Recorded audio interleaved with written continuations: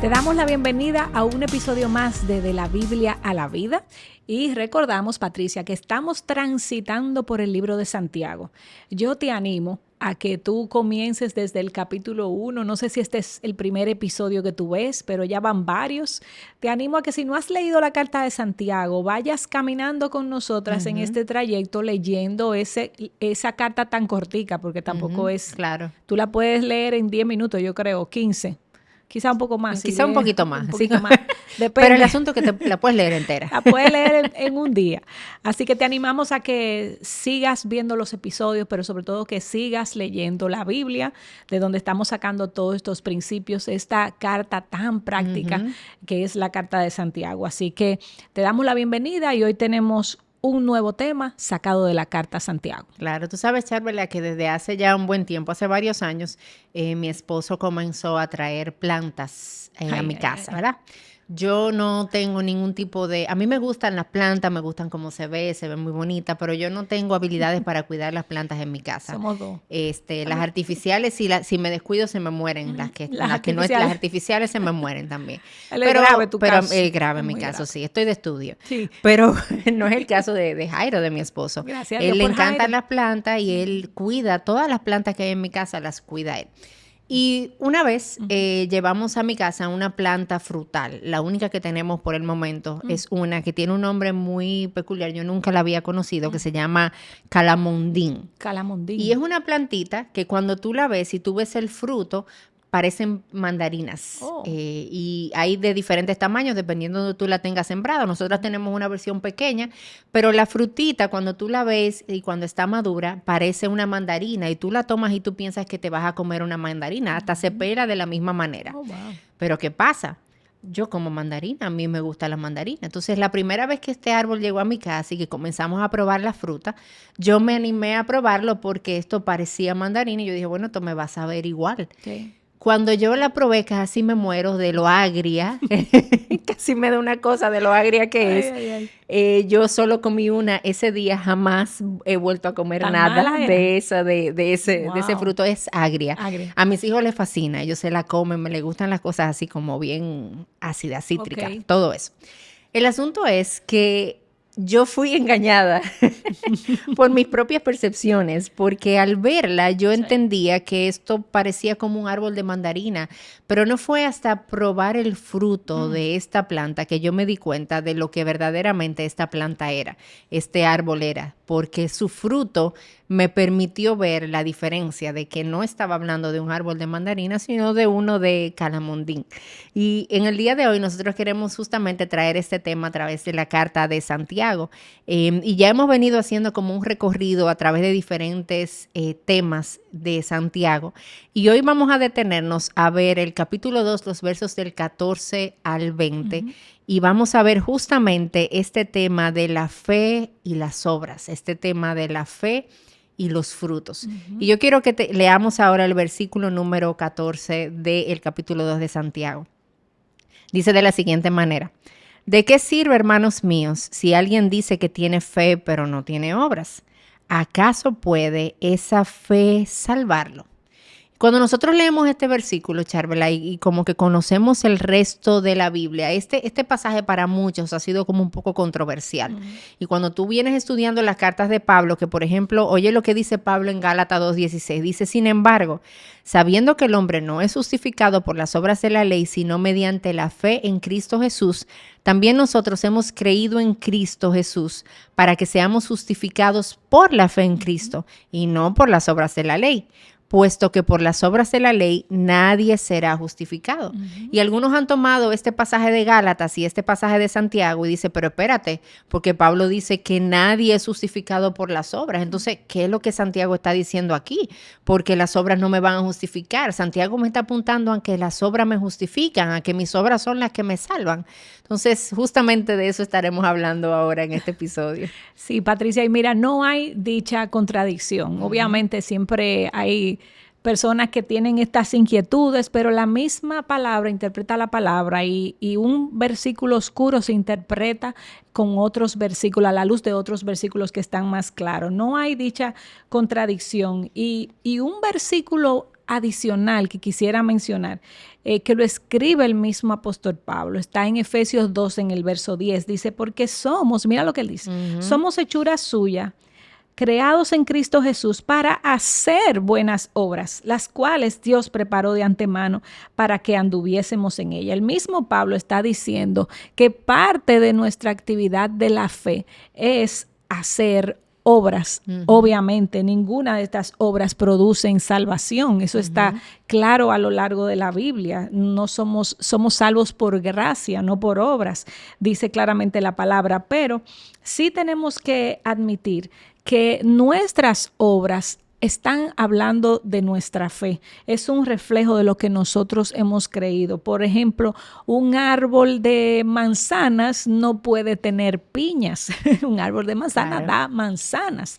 Entonces, asimismo, nuestra fe debe de producir frutos dignos de aquel que nosotras representamos, porque en ningún momento nosotros vemos en la Escritura a un Jesús indiferente a las necesidades de las otras personas, sino que vemos a un Jesús preocupado, un Jesús que sana, que alivia los dolores, y obviamente primero sanaba el alma y luego sanaba las dolencias. Y Santiago nos está diciendo con este versículo que tú has leído, que mis obras no son las que me van a salvar, pero son las que se reflejan o muestran una evidencia de que en verdad yo tengo esa fe salvífica en Jesús.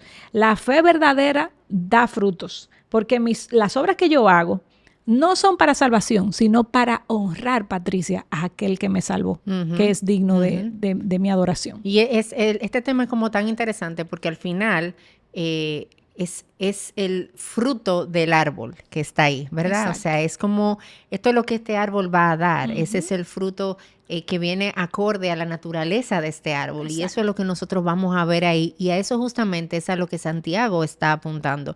El árbol de nuestras vidas en Cristo, tiene una naturaleza nueva, una naturaleza diferente, y esa naturaleza debe producir frutos dignos de arrepentimiento, como nos apunta la palabra. Esos frutos, pero los frutos están ahí, hay una evidencia de eso, y obviamente en el árbol de nuestra vida hay momentos donde los árboles se enferman, que no es que no hay árbol, el árbol está ahí, pero hay momentos donde el árbol está enfermo, y lo vemos eso también a través de los frutos, o sea que son un indicador de cómo estamos. Ahora, Santiago no se queda ahí, y él nos lleva, ¿verdad? Hemos visto cómo la carta de Santiago es una carta que nos enseña cómo poner nuestra fe en práctica, una fe en acción. Y los versos 15 y 16, escucha lo que dice. Dice, si un hermano o una hermana no tienen ropa y carecen del sustento diario, y uno de ustedes les dice, vayan en paz, calientes y sáciense, pero no les dan lo necesario para su cuerpo, ¿de qué sirve? Así también la fe por sí misma, si no tiene obras, está muerta. Entonces Santiago trae estos versos como una forma de ilustrar lo anterior. Él está diciendo, oye, el buen deseo que tú tienes de que tu hermano que esté en necesidad se caliente y que vaya en paz, eso no es un mal deseo. O sea, es un deseo que uno debería tener. Pero la fe verdadera no se queda solamente en el deseo, es una fe que se pone en práctica, porque cuando yo no hago esto, yo no estoy supliendo la necesidad de mi hermano, yo no estoy supliendo la necesidad de ese que está ahí y que me ha mostrado una manera en la que yo puedo poner mi fe en práctica. Y para nosotras, Charvela, es mucho más fácil quedarnos en el deseo. Sí. Y sobre todo en lo que, en la intención. Muy buena intención. Sobre todo en lo que Santiago nos está apuntando de nuestra fe en acción en relación a nuestras relaciones unos con otros, a mi hermano que está en necesidad. Es muy fácil yo desear, ay, mira, sabes que yo voy a orar por ti, pero mi hermano no tiene comida este mes y mi hermana yo sé que está en escasez económica y yo le digo, yo voy a orar por ti. Sí, claro, vamos a orar por mi hermana, pero vamos a proveerle y quizás yo no puedo hacerlo, pero vamos a buscar la manera de traer provisión para esa necesidad en específico, porque la fe verdadera es una fe que actúa, es una fe que ve la necesidad y que no se queda de brazos cruzados, sino que extiende y provee en base a lo que Dios te ha dado primero para tú poderle dar al otro y atender las diferentes necesidades. Es una fe que va a resultar en obediencia y en buenas obras. Es una fe que va a verse como mujeres para nosotras que son hacedores de la palabra y no solamente oidoras. Oidores. Sí, Patricia, mira, y eso tú leíste el versículo 15 y 16 y suena bastante parecido lo que Juan, el apóstol, escribió en primera de Juan 3, y yo lo quiero leer porque es como si estas dos personas dijeran la misma cosa. Dice, si alguien tiene suficiente dinero para vivir bien y ve a un hermano en necesidad, pero no le muestra compasión, ¿cómo puede estar el amor de Dios en esa persona? Queridos hijos, que nuestro amor no quede solo en palabras. Mostremos la verdad por medio de nuestras acciones. Lo leí de la Nueva Traducción Viviente para darle un girito un poquito diferente. Y mira, Patricia, también nuestro Señor Jesús, mira cómo lo dijo. Así todo árbol bueno da frutos, pero el árbol malo da fruto malo. Un árbol bueno no puede producir frutos malos, ni un árbol malo producir frutos buenos. Todo árbol que no da buen fruto es cortado y echado al fuego. Así que por sus frutos los conocerán. No todo el que me dice, Señor, Señor, entrará en el reino de los cielos, sino el que hace la voluntad de mi Padre que está en los cielos. Yo no sé si ustedes y tú, Patricia, pudiste ver la cantidad de veces que se repite la palabra frutos. Exacto, fruto, fruto, fruto. O sea, es como el Señor diciéndome, óyeme, no hay un llamado aquí a la indiferencia. Imítenme a mí. Eso fue lo que yo hice. Yo veía a las multitudes y yo las sanaba. Yo tenía compasión de ellos. Yo veía a los enfermos y los ayudaba, porque era parte de la esencia de nuestro Señor. No solamente vino, como dije ahorita, a restaurar el alma, que era su prioridad, pero también mostró compasión y sirvió, porque es parte de la esencia de uno ser cristiano. Extender la mano en amor hacia los demás. Y tenemos nosotras que tener esa misma tendencia que nuestro Señor Jesús tuvo, mostrar nuestra fe a través de el ayudar y servir a los demás. No es una opción. Esto puede que sea algo incómodo, que no es lo más descansado posible. Bueno, que yo estoy hoy aquí, yo no quiero salir de mi casa, pero es que el hermano te necesita. Tienes que salir, y eso muestra que hay en ti esa misma fibra que hubo en Jesús de incomodarse él, de ir a la cruz y clavarse por amor a ti. Por amor. Muestra ese mismo amor haciendo tú actos de misericordia hacia el otro. Así es. Y mira, en el verso 18, Santiago inicia como una breve conversación con un oponente imaginario que nosotras vemos ahí. Y algo que él le dice, ¿verdad? Él entra como esta interacción con este oponente imaginario. Dice, tú tienes fe y yo tengo obras.